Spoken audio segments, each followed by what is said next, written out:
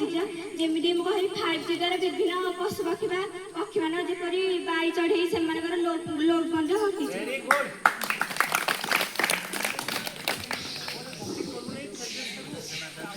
घटी। प्रतिज्ञा भौणी कहले कि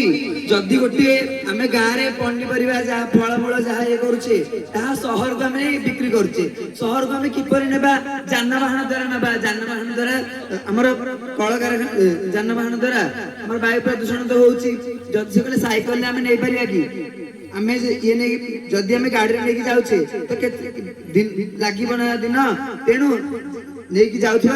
सेउ जमी फलमूल महम कोटिंग दि जाऊँगी बहुत दिन पर्यंत रहा सी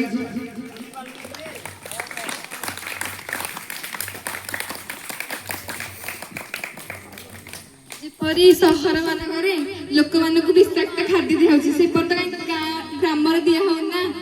जपरी सहर मानक ऑक्सीजन थली धरिक बुलूँ सेपरी कहीं ग्रामांचल मानक किए बुलू ना जमी दिल्ली सी दीपावली मानक कौन है तो से ऑक्सीजन थली धरिक बुलूँ एपटे ग्रामांचल लोक मैंने खूब खूब आनंद पालन कर कहीं सहर से पालन कर प्रश्न चिन्ह छिड़ाई खाद्यर मान वृद्धि रे प्रश्न चिन्ह छिड़ाई जे सहर रे मिलुवा फल और खाद्य रे कोठी ना कोठी कीटनाशक और विषाक्तर मात्रा अधिक अच्छी बोली प्रश्न चिन्ह छिड़ाई। सहर रे देखिबा गले जहाँ भी खोजबे आमे ताहा पाई पारुचे किंतु विषाक्त हेउची किंतु गाँव भी किछि पनिपरिया मध्ये जाई थाउची सहर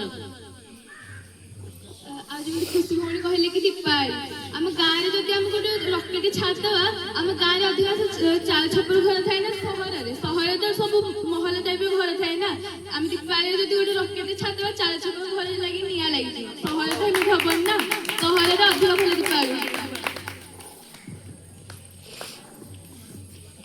मोर विपक्ष बंधु कही कि विज्ञान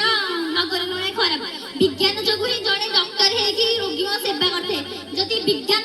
ताहले केते लोग तो रोग रे मरि थांदे विज्ञान जो आज हमर कोन छोट रोग भी भल है जड़े नुआ जीवन पाई पारुछि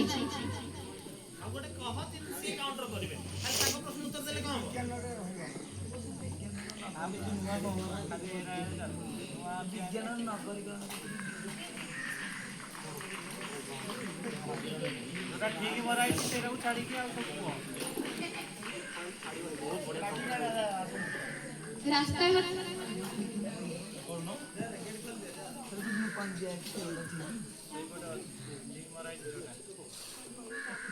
रास्ता रास्ताघाट मेडिकल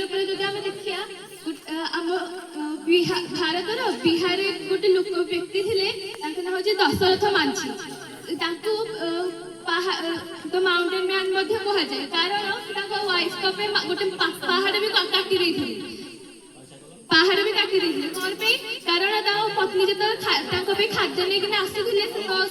गोड़ घसिक प्राणदाय करदे जदि सी भल ट्रांसपोर्ट आउ भल मेडिकल पाखे भल मेडिकल था प्राण बंच पार सी जीवन टिके समय रही किंतु नहीं जापारे से प्राण पड़े जदि पाखे मेडिकल था ट्रांसफर भल उपाय था से बंची पार सहर गाँ अपेक्षा सहर भल कहीं देख सेठारे जमती स्वच्छ पानी भी मिल पारे आक्वागार्ड पानी भी मिल पारे किंतु गाँव में कौन गोलिया पानी माने खरा पानी जहाँ अधिक अधिक मात्रा देह खराब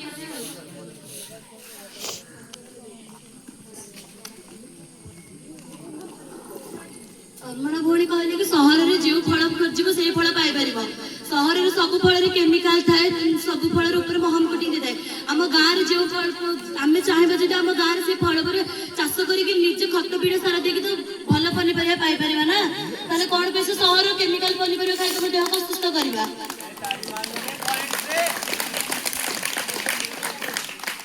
आमर तन्मना भौणी कहले कि गाँव में गोलिया पानी मिलूँ मुझे जानी गाँव में गोलिया पानी मिलूँ से कहले सहर रे आक्वागार्ड पानी मिलूँ आक्वागार्ड गोटे खासियत जहाँ अच्छी आक्वागार्ड आक्वागार्ड जो तुमको लिटर जो पानी शुद्ध करके दब से 3 लिटर पानी तले छाड़ुची तुम से पानी को ग्राउंड वाटर लेवल को तुम बढ़ेगा चेष्टा करता हाँ ଅଧୁନା 2019 ରେ ତାମିଲନାଡୁ ଏକମାତ୍ର ରାଜ୍ୟ ଥିଲା ଯେଉଁଠାରେ କି ବୃଷ୍ଟି ଜଳ ଅମଳ ପ୍ରକଳ୍ପ ଥିଲା। ଯଦି ସହରୀକରଣରେ ଗ୍ରାଉଣ୍ଡ ୱାଟର ଲେଭେଲ ବଢାଇବାକୁ ଚାହୁଁଛନ୍ତି ତାହେଲେ ନଗରୀକରଣରେ ପ୍ରତି ଘରେ ବା ପ୍ରତି ମ୍ୟୁନିସିପାଲିଟି ନଗରରେ ବୃଷ୍ଟି ଜଳ ଅମଳ ପ୍ରକଳ୍ପ ବାଧ୍ୟତାମୂଳକ କରାଯାଉ ନାହିଁ କାହିଁକି? ମୋର ପକ୍ଷ ଦଳ କହୁଛନ୍ତି ନଗରୀକରଣ ଭଲ, ତାହେଲେ ନଗରୀକରଣରେ ଯୋଉ ଆମର ଯୋଉ ପାନୀୟ ଜଳ ଆମର କଣ ଗାଁରେ ସବୁ ଗାଁରେ ଗୋଳିଆ ପାଣି ମିଳୁଛି ସତ, ନଗରୀକରଣ ମିଳିଲା ଆମ ଗାଁରେ ଡ୍ରେନ୍ ସବୁ ତ ସୁବିଧା ସବୁ ତ ହେଇଛି ନା, ତାହେଲେ କଣ ପାଇଁ ତାର ନଗରୀକରଣ ଭଲ? ଯେପରିକି ମୋ ରୋଜାଲିନ ଭଉଣୀ କହିଥିଲେ ଯଦି ଆମ ଗାଁରେ ଯଦି କୌଣସି ଦୀପାବଳି କଣ ହେଲେ ରକେଟ ଛାଡିଲେ ଘର ଚାଳ ଏମିତି ପୋଡ଼ିଯିବ, ମୁଁ ସେଟା ମାନୁଛି ସତ। ଯଦି ସହର ମାନଙ୍କରେ ଏଡେ ବଡ ବଡ ଅଟ୍ଟାଳିକା ବିଲ୍ଡିଂ ହଉଛନ୍ତି ସେତେ ଭୂମି ଉପରେ ଚାପ ପଡୁଛି, ଯାହା ଦ୍ୱାରା ଆମର ଭୂମିକମ୍ପ ହେବାର ସମ୍ଭାବନା ଥାଏ। ଡାକ୍ତର ମାନେ ସବୁ ଯାଉଛନ୍ତି ସହରକୁ, ଯେତେବେଳେ ମେଡିସିନ ତିଆରି ହଉଛି ସେତେବେଳେ ତ ସବୁଥିରେ ଆମେ ଚେକିଂ କରିକି କରୁଛୁ, ସବୁ ପଶୁ ପକ୍ଷୀ ମାନଙ୍କ ଉପରେ ଚେକିଂ କରୁଛୁ କି ମଣିଷ ମାନଙ୍କ ପାଇଁ ଭଲ, ମୂଷା ମାନଙ୍କ ଉପରେ ହେଲେ ଚେକିଂ କରାହଉଛି, କାହିଁକି ସେମାନେ ଜୀବନ ନେଇ।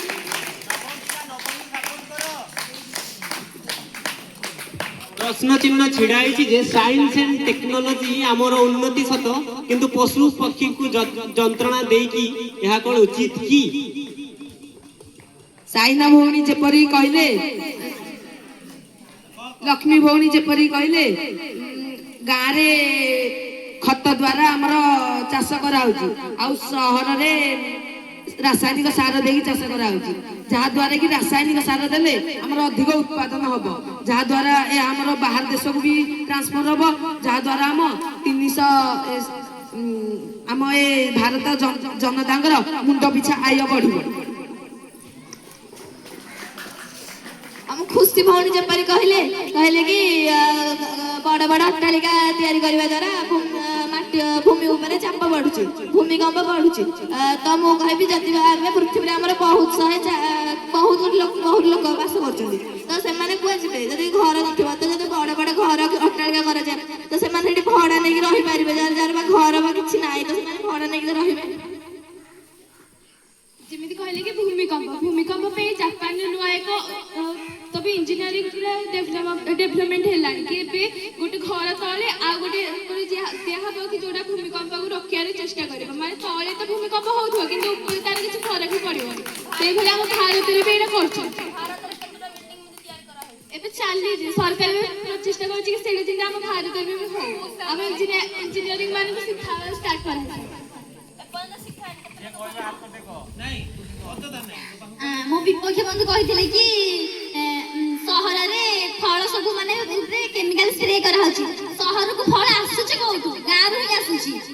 ସହରରେ ଫଳ ଚାଷ କରୁଛନ୍ତି, ଗାଁ ଲୋକ ହିଁ ତ ନିଜେ ଫଳ ଚାଷ କରି ସହରରେ ଯାଇ ବିକୁଛନ୍ତି, ତ ଆଉ କଣ ସହରକୁ ଫଳ ଆସୁଛି କୋଉଠୁ? ଆଉ ଜଣେ ଯଦି ସହରରେ ଥିବ ସିଏ ମାନେ ମଡର୍ଣ୍ଣ ସହରରେ ମଡର୍ଣ୍ଣ ହେଇପାରିବ, କାହା ସାଙ୍ଗରେ ମାନେ ନିଜେ ମାନେ ଯେମିତି କି କ୍ଲିୟର କଥା କହିପାରିବ, ସାଇଜରେ ଚାଲିପାରିବ, ତା ବ୍ୟବହାର ଆଚରଣ ସଠିକ ହେଇପାରିବ, କିନ୍ତୁ ଗାଁରେ ଯଦି ଗୋଟେ ଝିଅକୁ କୁହାଯିବ କି ଜଣେ ଆସିଛନ୍ତି ଗୁରୁଜନ ଆସିଛନ୍ତି ତାଙ୍କ ଆଗରେ କଥା ହୁଏ, ସେ ଝିଅ ଠିକ ଭାବରେ କେବେ ବି କଥା କହିପାରିବନି, ତା ପାଟି ନିଶ୍ଚିତ ଲାଗିବ।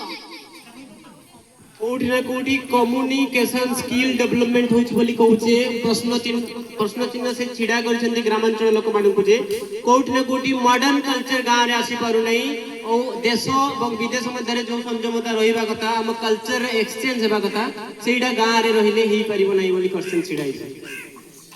हमर सौम्य भाई कहथिले कि आमे पनिपरिया चाष करिया पई आमे रासायनिक पीडिया सार व्यवहार करी फल जहा हमर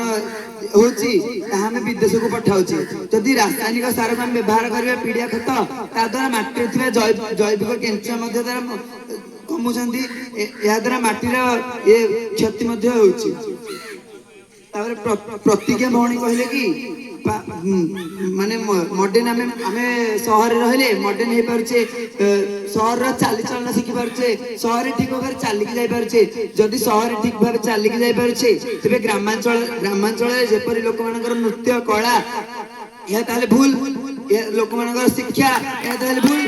ତାହେଲେ ପାଶ୍ଚାତ୍ୟ ଶିକ୍ଷାକୁ ଆମେ କଣ ଆପଣେଇ ନେବାଟା ଠିକ? ମୁଁ ଏଇଟା ପ୍ରଥମେ ମୁଁ ଏଇଟା ପକ୍ଷରୁ କ୍ୱେଶ୍ଚିନ୍ କରୁଛି। ପ୍ରତିକା ଭଉଣୀ କହିଲେ ସହରରେ ରହିଲେ ମଡର୍ଣ୍ଣ ହେଇପାରିବ, ତାହେଲେ ସହରରେ ଯେମିତି ସର୍ଟ ଡ୍ରେସ୍ ପିନ୍ଧିକି ଆସୁଛନ୍ତି ଆମ ଗାଁରେ କହିଲେ ତମେ ପିନ୍ଧିକି ଆସିପାରିବ କି? ଆମ କଳା ସଂସ୍କୃତି ବାସିକତା ତମେ ଦୂରେଇ ଦେଇ ପାରୁଛ କାହିଁକି? ଆଉ ଯଦିଓ ସହରୀକରଣ ଭଲ, ସହରରେ ଯାହା ପାଖରେ ପଇସା ନଥିବ ସେ ଖାଇବ କୋଉଠୁ? ତା ପାଖରେ ଖାଇବା ପାଇଁ କେହି ନାହିଁ। ଆମ ଗାଁରେ ଯଦି ରହିଥିବ ତାହେଲେ ଗାଁରେ କାହାର ବାଡ଼ିରେ ସଜନା ଗଛ ଥିବ ସେଇଠୁ ତୋଳିକି ଆଣିକି ଖାଇପାରିବ, ନହେଲେ କାହାର ଛତୁ ଆଣିକି ବି ତୋଳିକି ଖାଇପାରିବ, ବଞ୍ଚିବା ପାଇଁ ଦରକାର ପାରିବ। କିନ୍ତୁ ସହରରେ ରହିପାରିବନି, ସହରରେ ଆମକୁ ସାହାଯ୍ୟ କରିବା ପାଇଁ କେହି ନାହାନ୍ତି, ଗାଁରେ ଅଛନ୍ତି। ସହରରେ ଏକାଠି ଥାଇ ବି କାହାର କିଛି ଅସୁବିଧା ହେଲେ ସେମାନେ ସେଠିକି ଯାଆନ୍ତିନି, ଯଦି ଆମ ଗ୍ରାମାଞ୍ଚଳରେ ଏକାଠି ଥାଇ ବି କାହାର କିଛି ଅସୁବିଧା ହେଲେ କି କୋଉ ବିପଦ ପଡ଼ିଲେ ସେଠି ସମସ୍ତଙ୍କୁ ଯାଆନ୍ତି। ସୁମି ଭାଇ ଯେମିତି କହିଲେ, ଆଉ ଫଳ ଖାଦ୍ୟ ପରିବା ଇତ୍ୟାଦିରେ ରାସାୟନିକ ସାର ପକେଇଲେ ତାହା ଅଧିକ ଅମଳକ୍ଷମ ହେବ, ଆଉ ଯୋଉ ବାହାର ଦେଶକୁ ବି ରପ୍ତାନି ହେଇପାରିବ। ତ ତାହା ଦ୍ୱାରା ଆମ ଦେଶରେ ଯଦି ଭାବିବା 121 କୋଟିରୁ ଅଧିକ ଜନସଂଖ୍ୟା ଅଛନ୍ତି, ତ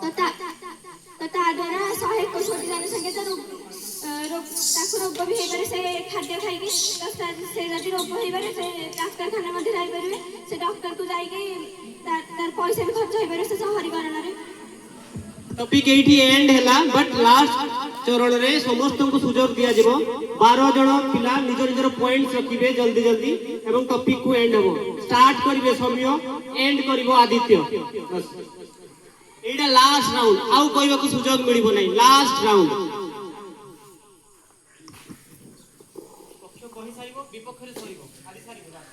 ସମସ୍ତେ କହିଲେ କି ଆଉ ଫଳମୂଳ ସବୁ ଗାଁରେ ହେଉଛି, ଏମିତି ତ ନାହିଁ ନା। ଯଦି ତମେ କହିବ କି ଡ୍ରାଗନ ଫ୍ରୁଟଟା ଏଇଠି ଆସିନା କରିବା ପାଇଁ, ଡ୍ରାଗନ ଫ୍ରୁଟ ତ ଏଇଠି ହବ ନା। ଏମିତି ନାହିଁ କି ସବୁ ଜିନିଷ ଗାଁରେ ଏକା ହେଇଯାଉଛି। ସହରରେ ଆମେ କିଛି ହେଇପାରେ ବାୟୋଲୋଜି ଟାଇପ୍ର ଯୋଉ ମଣିଷ ଯୋଉମାନେ ଯେପରି କୃତ୍ରିମରେ ତିଆରି କରୁଛନ୍ତି ସେଇଭଳି କରିବା ପାଇଁ, ସବୁ ଜିନିଷ ତ ଗାଁରେ ହବ ନା। ତା ଛଡ଼ା 38% ଲୋକ ସବୁ ଟାଉନରେ ରହୁଛନ୍ତି। କ'ଣ ପାଇଁ? କାରଣ ସେଠାରେ ଏଜୁକେସନ ସିଷ୍ଟମ, IT